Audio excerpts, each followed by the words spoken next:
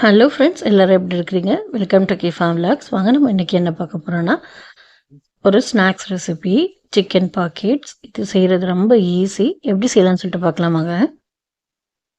இதுக்கு ஒரு 1/2 kg boneless பீஸாக சிக்கன் பீஸ் எடுத்துக்கோங்க. அதை நல்லா க்ளீன் பண்ணி சின்ன சின்ன பீஸாக கட் பண்ணி ஒரு பவுலில் சேர்த்துக்கோங்க. இப்போ இதுக்கு தேவையான மசாலா சேர்க்கணும். 1 டீஸ்பூன் தனியாத்தூள், ஜீரகத்தூள், மஞ்சள் தூள், தனி மசாலா, கரம் மசாலா எல்லாமே ஒவ்வொரு டீஸ்பூன் சேர்த்துக்கோங்க. பெப்பர் தூள், இதுக்கு தேவையான உப்பு, ஜிஞ்சர் கார்லிக் பேஸ்ட், கொஞ்சமாக லெமன், கொஞ்சமாக கசூரி மேத்தி போட்டுக்கோங்க. 1 டீஸ்பூன் கீயும் சேர்த்து நல்லா மிக்ஸ் பண்ணி இதை ஒரு 1/2 அன் ஹவர் அப்படியே வச்சுருங்க. இப்போ இதுக்கு தேவையான காய்கறிகளை கட் பண்ணி வச்சுக்கணும். ஆனியன், கேரட், கோஸ், கேப்சிகம் இதெல்லாம் கட் பண்ணி வச்சுக்கோங்க. இப்போ ஸ்டவ் ஆன் பண்ணி ஒரு கடாயை வச்சு அதில் கொஞ்சம் ஆயில் இட்டு, ஆயில் ஹீட் ஆகணுன்னு ஆனியன் போட்டு லைட்டாக சாட்டே பண்ணிக்கோங்க. இப்போது நம்ம ஊற வச்சு வச்சுருந்த சிக்கனையும் அதில் போட்டு லைட்டாக சாட்டே பண்ணிக்கணும். எல்லாம் கொஞ்சம் வெந்த பிறகு நம்ம கட் பண்ணி வச்சுருந்த காய்கறிகளை போடணும். கோஸ், கேரட், கேப்சிகம் இதெல்லாம் போட்டு லைட்டாக மிக்ஸ் பண்ணி வதக்கிக்கோங்க. இப்போ இதுக்கு கொஞ்சமாக பெப்பர் தூளும் சால்ட்டு சேர்த்துக்கோங்க. சேர்த்து நல்லா வதக்கணும்.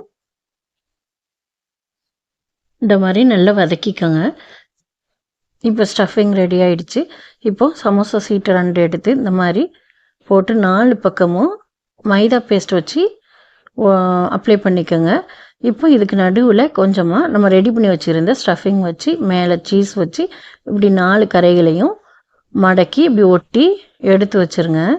இந்த மாதிரி எல்லாத்தையும் ரெடி பண்ணி வச்சுக்கிடணும்.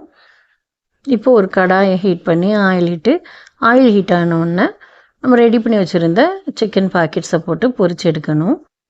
கொஞ்சமாக போடுங்க, மீடியம் ஃப்ளேமில் வச்சு பொரிங்க. இந்த மாதிரி கோல்டன் கலர் வந்தவுடனே டக்குன்னு எடுத்துருங்க. நல்ல கிறிஸ்பியாக இருக்கும், டேஸ்ட்டாக இருக்கும். நீங்களும் ட்ரை பண்ணி பாருங்கள். உங்கள் வீட்டில் உள்ளவங்களுக்கும் செஞ்சு கொடுங்க. ட்ரை பண்ணி பாருங்கள். ட்ரை பண்ணி பார்த்துட்டு எப்படி வந்துச்சுன்னு கீழே கமெண்ட் பண்ணுங்கள். லைக் பண்ணுங்கள், ஷேர் பண்ணுங்கள், சப்ஸ்கிரைப் பண்ணுங்கள். மறக்காமல் பெல் பட்டன் அமுத்திடுங்க. அப்போ தான் நான் போடுற வீடியோ உங்களுக்கு நோட்டிஃபிகேஷனில் வரும்.